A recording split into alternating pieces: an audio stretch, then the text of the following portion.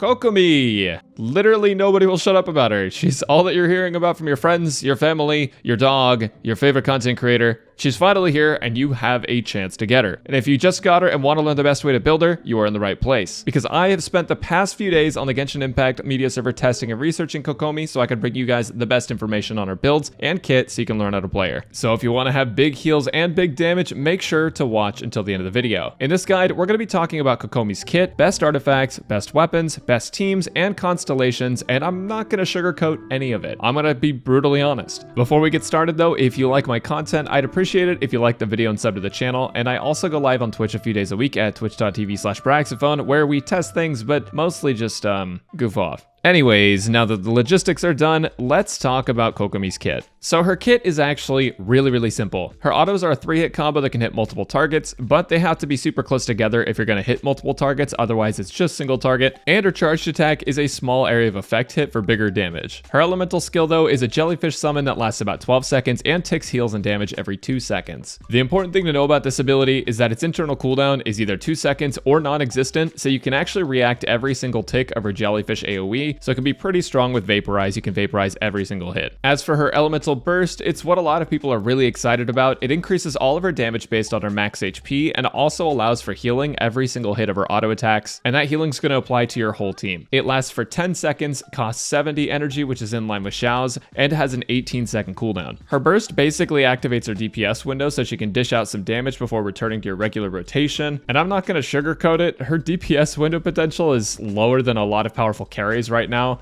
Like, people were upset about Raiden's window of damage, and Kokomi's is worse no matter how you spin it. So if you're running her with a selfish carry like Hu Tao, Xiao, or Ganyu, for example, it's worth just never using her burst for damage unless you need emergency healing, because you'll overall lose DPS. But if you're not using a selfish DPS unit that wants to be on the field and does a ton of damage by themselves, Kokomi can fit into that team and perform well in her burst. Kokomi's Ascension passives are also super important, so we're going to talk about her Ascension 1. Basically, it makes it so that if Kokomi's jellyfish is on the field when you use her burst, her jellyfish timer will reset, which gives her a lot more healing uptime. You can actually plan this to line up with certain artifact sets, and if you don't use her DPS window but still activate her burst just for the jellyfish timer, you can get some amazing permafreeze or vaporize uptime. Kokomi's Ascension 2 makes it so that her normal and charged attacks have increased damage in her burst based on 15% of her total healing bonus, so that means that building healing bonus on her artifacts isn't useless, and we will talk about that in just a second. And her passive Princess of Watatsumi is just kind of neat. When Kokomi's in her burst, she turns into Jesus Christ. I'd say to let that one sink in, but she's not going to be able to sink. As I mentioned at the beginning of the video, we're going to talk about constellations and their value, but we're going to do that towards the end of the video since a lot of players won't be rolling for those. For now, let's just focus on artifacts for DPS and support Kokomi, because we're going to talk about both builds. So we're actually going to start off with the healer support build, which is my personal favorite build because it just does a lot for your team. So if you're running Kokomi as a healer support, what you're going to want to run on her is 4-piece Tenacity of the Millelith. And someone actually told me today that it's an ugly set, and so they don't want to use it as a result of that, which is like, okay, you know what? That's fair. It's an ugly set. But the set effect of it is not ugly. Basically, the 2-piece effect is going to give you 20% more HP, which makes her healing and damage stronger in her burst. But the 4-piece set is going to make it so that anytime your elemental skill hits an enemy, you get 20% attack bonus to all of your team for 3 seconds. And since her jellyfish ticks every 2 seconds, as long as your jellyfish is active and you're fighting by it, you're going to be getting a constant 20% attack buff. And I know a lot of people are probably going to comment right now about how tenacity isn't great on her because you have to fight near the jellyfish, but it's really important to remember that the jellyfish AoE is pretty big, and in the entirety of my testing with Kokomi, I haven't had any trouble keeping enemies near the jellyfish. Not being able to move it does suck, but the only time I've ever run into trouble is against Geovishiops, and that hasn't even been that big of a deal, mostly because the jellyfish can't be destroyed. So Tenacity of the Millelith is an amazing support 4-piece for Kokomi, and if you're thinking about running her as a healer support, definitely recommend that build. If you're using Kokomi as a healer support, I recommend leveling up her elemental skill and her elemental burst first. Her autos don't matter as much, even though you will net lower damage. Her burst actually increases her damage more than her autos do, and her elemental skill is the thing that's going to be healing you most of the time when she's not on the field, so I recommend leveling those first if you're building her as a healer support. But enough about support Kokomi. You've been talked down to by these meta slaves for long enough. You just want to know how to get the most damage possible out of Mermaid Girl. And for you, just for you, don't tell any of the other people watching this video. This is specifically for you. I have 3 builds. The first build, the most streamlined build, and the build that everyone's going to recommend to you first is 4-piece Heart of the Depths because it gives you a 15% Hydro damage bonus, which applies to all of Kokomi's damage. And the 4-piece set gives you 30% normal and charged attack bonus damage for 15 seconds after you use her elemental skill. And this works out pretty well because she has downtime between her bursts, so you can swap her out to another DPS until her burst and skill are up together. And with Kokomi's Ascension 1 passive, you can leave your jellyfish on the field for 5 seconds and then use her burst to get a refresh on her jellyfish timer and still get the 10 seconds that are left of Heart of the Depths to perfectly align with your burst. It can be difficult to build a 4-piece set completely, so if you can't build 4-piece Heart of the Depths but you at least have 2 good pieces, your other options are to run 2-piece Heart of the Depths and 2-piece Tenacity of the Millilith, so that way she gets a 20% HP bonus, or you can substitute Tenacity of the Millilith for 2-piece Maiden Beloved for a 15% healing bonus, which does add to her total healing bonus and will add to her damage. Overall, during Kokomi's DPS window, if you're using Heart of the Depths, that is going to be the strongest one, but you will see slightly less damage on her jellyfish in exchange. The one last set that you can run with Kokomi if you're trying to max her damage is to run the Thunder Soother set in an Electro Charged team composition. So this means that specifically, you have to always have Electro on the enemy so you can get a 40% damage bonus on all of your damage. The one downside of this is that it is very limited against certain enemies and in certain floors of the Abyss where enemies are going to be infused with a particular element. Thunder Soother does become less strong, so I would highly advise Heart of the Depths, but Thunder Soother is a possibility in an Electro Charged team composition. As far as talent priority goes for Kokomi, you want to level up her Elemental Burst first and then her autos if you're prioritizing those two. Her Elemental skill is also really good. Basically, if you're running DPS Kokomi, level them all, but her Elemental Burst is the most important one. So you might be wondering why I haven't talked about artifact stats yet, and that's because they're all the same across the board. A lot of people are saying building her is complicated because she has all these abilities that make her scale off of different things, but I'm here to tell you that it's really not that hard. In order to get a good balance of damage and heals out of Kokomi, even in a supportive or DPS position, the most optimal main stats that you can run are HP Sands, a Hydro damage goblet, and a healing bonus circlet. If you want to verify the information, I'm linking all the documents in the description, but that is going to net you the best damage and really good healing still. Generally, you do have the option of replacing your healing bonus circlet with an HP circlet if the HP circlet has good substats, because HP and healing bonus are pretty close together for Kokomi, but it never hurts to have a little bit of extra healing. So healing bonus circlet, in addition to doing more damage, also gives you that bonus healing and would be preferred. One thing I do want to note is that if you're early game, if you haven't gotten to AR 45 where you're starting to farm for sets and things, or more importantly, if you haven't unlocked Kokomi's Ascension 2 ability, you can run HP on the circlet and it's going to be nearly identical to the healing bonus one. You'll get a little bit less healing, but your damage will be pretty dang close. And the main reason for that is that her Ascension 2 is what makes her healing give her bonus damage, but since you don't have it unlocked, it's better to just build HP. And if you're pre-AR 45, you can also replace the Hydro damage goblet with an attack percent goblet if you have one, because a lot of this stuff won't even apply to you until you're able to farm for the right sets. And as for substats, you're going to completely ignore crit because Kokomi can't crit. The main substats you want to go for are HP percent, attack percent, and energy recharge. Elemental mastery is okay, but the others are definitely preferred. Kokomi has a big problem with energy recharge, so energy recharge substats are wonderful. And one last note before we go to talk about weapons, the reason we're not using 4-piece Maiden Beloved as any one of the set options is because 4-piece Maiden Beloved is both overkill and the 4-piece set effect doesn't give Kokomi extra damage based on that healing. To be honest, the set's just kind of bad,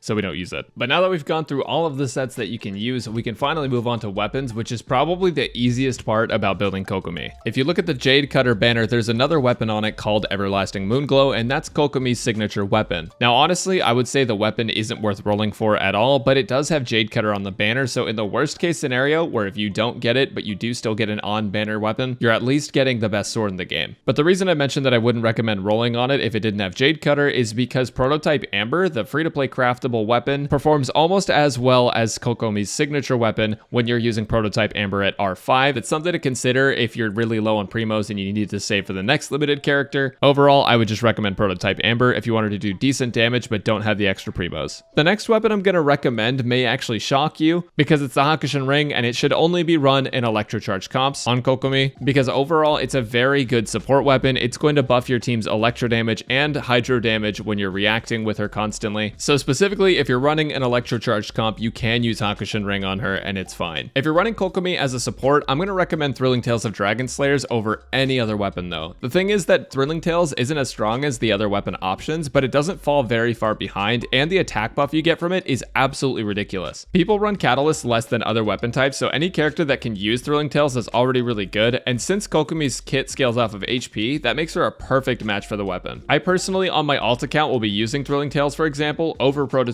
Amber because I'd rather use Kokomi to buff my team since the damage loss is pretty minimal. And then finally, the last note I have is that Skyward Atlas at R1 is almost as strong as Moonglow, so you can use that if you're building her as a DPS as well, but I would still recommend anything with HP since it affects her healing and damage. To be honest, those are the only weapons you really need to know about because those are going to be your best options for Kokomi at the current time of making this video. So I would just choose one of those. Don't worry about the other stuff too much. Now that we've gone over builds and weapons, we can talk about teams finally. There are 3 teams we're going to talk about today very briefly. It's important to note that Kokomi isn't necessarily best in slot in any team, but she can still be viable in a lot of them. The first team I want to talk about is International Team. Basically, if you're building Kokomi as a DPS, one of the strongest teams you can run with her is a variant of the International Team, which features Kokomi, Xiangling, Bennett, and a swirl support like Kazuha or Sucrose. The idea is that you can proc multiple vaporizes back and forth for a lot of damage, but I did run into one issue where if you have Kokomi's E up at the same time as you have her on the field trying to vaporize with Xiangling, you can run into some reverse vapes and vapes being crossed over back and forth. It is ideal to be able to choose who's vaporizing in what scenario so that way you can maximize your damage, but all things considered, both of these characters will be dealing a lot of damage at the same time anyway, so it's not the biggest deal as long as you're not building EM on your Xiangling. Something else to note is that Kokomi isn't super great at enabling vaporize off the field since her jellyfish ticks only every 2 seconds, so characters like Yoimiya,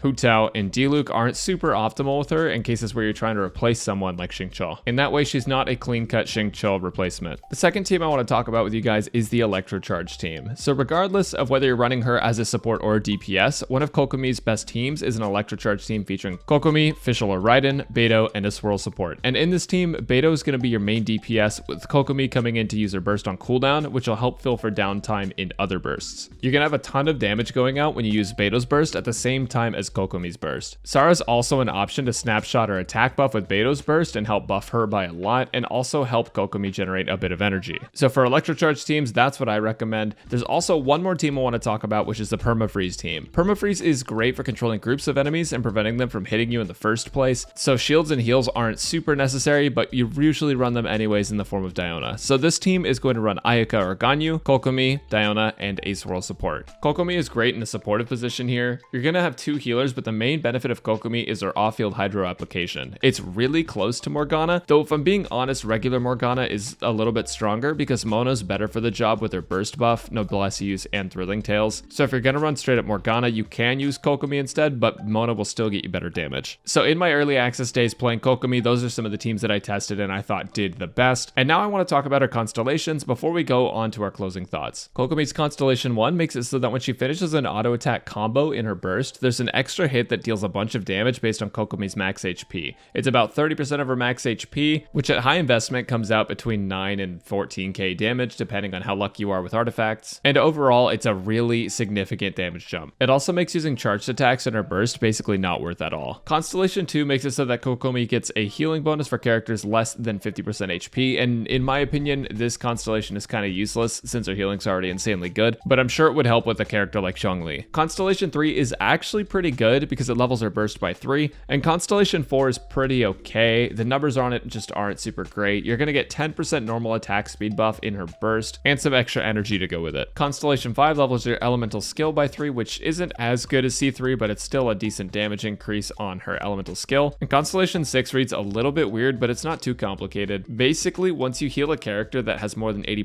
HP, Kokomi gets a 40% hydro damage bonus, so most of the time C6 will be active. It's a big damage gain and probably her strongest constellation overall. Overall, I think Kokomi's constellations are good for free-to-play and low spenders, since one of the strongest constellations she has is C1, and with C1, her damage increases by a pretty big amount. I wanted to wrap up this video with some closing thoughts because I think it's important to address some issues that we're having as a community. Basically, there are a lot of people creating a lot of drama around Kokomi, and I think that it's completely unwarranted. I'm not going to sit here and say that Kokomi is an insanely good unit, but ultimately Genshin Impact is a single-player PvE game, and it's important to play whatever you want to play, especially if money is involved. Kokomi isn't a best in slot character for any team, but she's good enough to be used for all content, and every time a new character releases, people just doom post about them. It's kind of ridiculous. I don't think I've ever been part of a community that's this dramatic. But anyways, though Kokomi leaves a lot to be desired in my opinion, she's a pretty good tenacity support that's cheap to invest in as far as weapons and constellations go, so free-to-play players get a lot of value out of Kokomi, especially in early game. If you wanted my opinion on whether or not to pull, I would say no, but ultimately that's up to you. So if you haven't pulled for her yet and you watched through this entire video like a very bored, clinically insane person, hopefully this video helped you decide though. Anyways, thank you guys so much for watching. Hope your Kokomis are looking good, and I'll catch you guys in the next one.